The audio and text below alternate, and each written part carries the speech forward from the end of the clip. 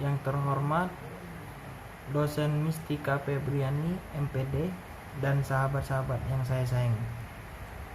Saya, Apriawan, selaku moderator akan memandu presentasi kelompok 4 yang berjudul Pengembangan Identitas Budaya yang akan dipresentasikan oleh Danti Anggerlintang, Eli Irnawati, Lani Wati Harapa, Putri Ogdalina, dan Nulantika.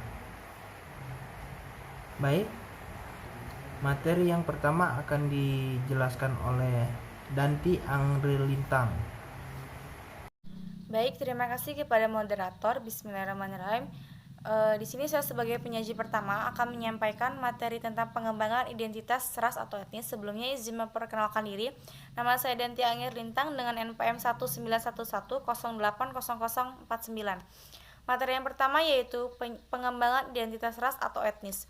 Banyaknya model pengembangan identitas untuk proses individu dalam sadar agar menerima dan bersikap positif akan ras atau etnis yang ada dalam dirinya ataupun orang lain.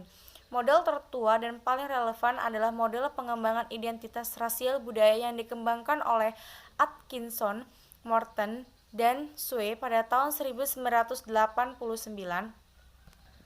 Model pengembangan identitas rasial budaya yang dikembangkan tersebut mencakup 5 tahapan, yaitu ada tahap kesesuaian, yang kedua tahap disonasi, ketiga tahap perlawanan, dan tahap peredaman serta introspeksi dan kesadaran integratif.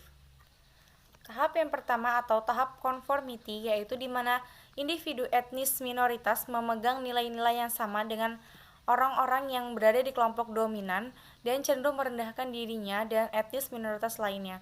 Klien seperti ini mungkin akan lebih memilih kepada seorang konselor yang merupakan anggota dari kelompok budaya yang dominan dan mungkin sangat setuju dengan pendekatan pemecahan masalah konseling karena ia merasa nyaman untuk mencurahkan permasalahan-permasalahan yang dialaminya. Kemudian tahap berikutnya, seorang klien pada tahap berikutnya ini yaitu tahap disonansi, keadaan di mana konflik psikologis. Klien dalam disonansi ini mulai mempertanyakan identitas budaya dan rasa harga dirinya saat ia menyadari dampak budaya dalam hidupnya sendiri. Serta di sini seorang konselor yang memiliki pengetahuan tentang latar belakang budaya klien tersebut mungkin akan sangat membantu untuk proses berjalannya sesi konseling dengan lancar. Kemudian ada tahap ketiga, tahap resistences dan immersion yang melibatkan rasa penghargaan diri dan kelompok budaya yang baru dan penolakan terhadap kelompok budaya yang lebih dominan. Klien pada tahap ini mungkin tidak mempercayai orang-orang dari kelompok budaya dominan dan lebih memilih konselor dari etnis minoritas.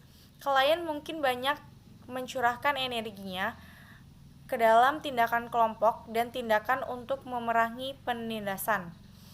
Mulai dari masalah kepercayaan, rasisme, dan perasaan bersalah, malu, dan marah mungkin penting dalam menasihati klien pada tahap identitas perkembangan budaya ini. Tahap selanjutnya yaitu tahap introspeksi yang melibatkan perhatian yang berkembang pada penghargaan diri dan mempertanyakan etnosentrisme sebagai premis untuk menilai orang lain. Kemudian, seorang klien pada tahap ini dapat memperoleh manfaat paling banyak dari konselor dengan pandangan dunia yang luas yang dapat membantu klien dalam proses eksplorasi diri untuk membedakan pandangan pribadinya dari orang lain. Tahap yang terakhir, kesadaran integratif yang melibatkan kapasitas untuk menghargai diri sendiri dan juga untuk menghargai orang lain. Klien pada tahap ini mungkin memiliki keinginan untuk berkomitmen berkelanjutan untuk menghilangkan penindasan dan konselor dengan pandangan dunia yang luas akan diinginkannya lagi. Seorang mungkin berharap bahwa klien pada tahap ini merasa aman dengan siapa mereka dan menghargai tidak hanya budayanya sendiri namun juga budaya orang lain agar mereka dapat hidup dengan berdampingan. Banyak bukti penelitian relevan dengan model ini, misalnya yang dikemukakan oleh Pang, Mizokawa, Moi Hishima, dan All Start pada tahun 1985, ia menemukan bahwa anak-anak Asia Amerika kurang positif tentang karakteristik fisik mereka dibandingkan dengan anak-anak kulit putih. Kemudian menurut Tatum pada tahun 1993, mereka menemukan setengah mahasiswa Afrika Amerika dibesarkan di kulit putih. Sekian, terima kasih materi pertama. Kemudian saya kembalikan kepada moderator. Baik, di sini saya akan melanjutkan materi yang kedua adalah pengantar konseling multikultural untuk profesional. Kohatsu tahun 1996 menemukan antara orang Asia Amerika ketidakpercayaan terhadap kelompok etnis minoritas secara positif terkait dengan sikap perlawanan dan secara negatif terhadap kesadaran integratif. Konselor dapat menerapkan model pada basis individu untuk memahami beberapa perasaan dan tindakan yang berpotensi kontradiktif dan membingungkan klien etnis minoritas dengan identitas budayanya. Model Nikres Sense dari pengembangan identitas hitam Cross tahun 1995 sangat mirip dengan model R atau CID sebagai model pertama pengembangan ras kulit hitam yang mencakup 5 tahap. Tahap yang pertama adalah pre-encounter, tahap yang kedua adalah encounter, tahap yang ketiga adalah immersion, tahap yang keempat internalization, dan tahap yang terakhir atau tahap yang kelima adalah internalization commitment. Terima kasih. Assalamualaikum warahmatullahi wabarakatuh. Izin memperkenalkan diri, nama Laniwati Harahap dengan NPM 1911080119. Di sini saya akan melanjutkan materi yang telah disampaikan oleh rekan saya yaitu Eli Irnawati. Model lain dari pengembangan kepribadian bikultural oleh Guiders mempertemukan tahapan perkembangan Erikson dengan tahapan perkembangan psikososial Erikson. Identitas individu saat ini memainkan peran penting dalam tugas-tugas perkembangan.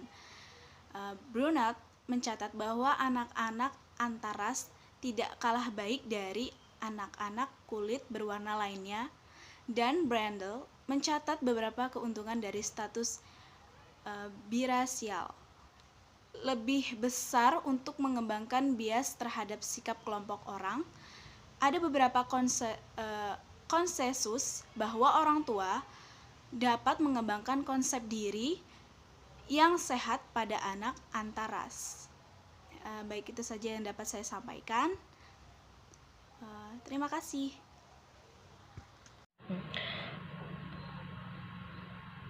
Perkenalkan, nama saya Putra Dalina dengan NPM 1911080241. Di sini saya akan melanjutkan materi yang C, yaitu dimensi minoritas lainnya pengembang identitas. Ada beberapa dimensi dari status minoritas seperti jenis kelamin, orientasi seksual, dan status disabilitas seseorang itu berpengaruh terhadap identitas. Pengaruh konseling multikultural untuk membantu profesional. Sebagai contoh, 74% penyandang disabilitas Amerika itu sama dengan penyandang disabilitas lainnya. Downing dan Rush pada tahun 1985 mengusulkan model pengembangan menjadi 3 tahap. Yang pertama ada tahap pengembangan, yang kedua ada tahap krisis, dan yang terakhir ada tahap komitmen. Kemudian dikembangkan oleh Troiden pada tahun 1989 menjadi 4 tahap. Yang pertama ada tahap sensitisasi, yang kedua ada kebingungan identitas, yang ketiga ada identity assumption, dan yang terakhir ada tahap komitmen.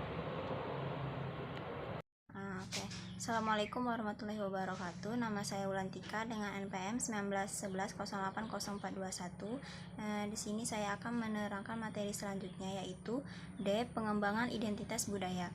Morales pada tahun 1992 menggambarkan 5 proses atau tahap untuk mengintegrasikan etnis minoritas dan pengembangan identitas orientasi seksual.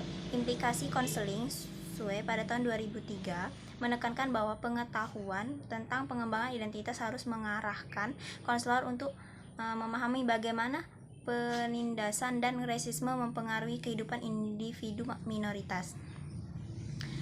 Penting untuk hubungan klien konselor adalah kebutuhan untuk menjadi sadar budaya dan sosial politik.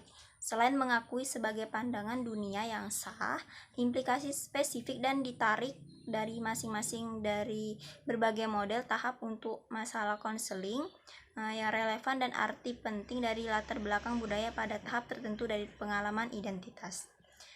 Sekian saya akhiri. Wassalamualaikum warahmatullahi wabarakatuh.